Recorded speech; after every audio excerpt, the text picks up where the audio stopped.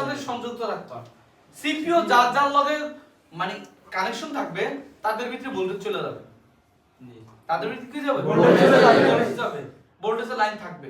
চালু হলে কাজ করবে। চালু হলে কাজ করবে। আচ্ছা। তাহলে আমরা এতটুকু তো বুঝতে পারলাম নাকি?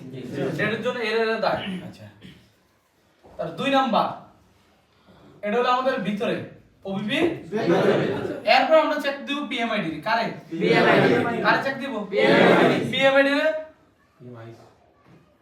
পিএমআইডি পিএমআইডি দেখবো ভোল্টেজ আছে কি না কত ভোল্টেজ 5 ভোল্টেজ এখন পিএমআইডি ক্যাপাসিটরটা এত শর্ট হইতে পারে বুঝতে পারো না তাহলে ভোল্টেজের সাথে কি দেখতে দেব জিআর পাইলে মানে সিজিআর এর মধ্যে আমরা শর্ট লিকেজ শর্ট পাইতেছি আর ডিসকাউন্ট পাইতেছি আর এটা তো লিকেজ হবে না তাহলে আমরা জিআরটা চেক করব কি করব পিএমআইডি ভোল্টেজ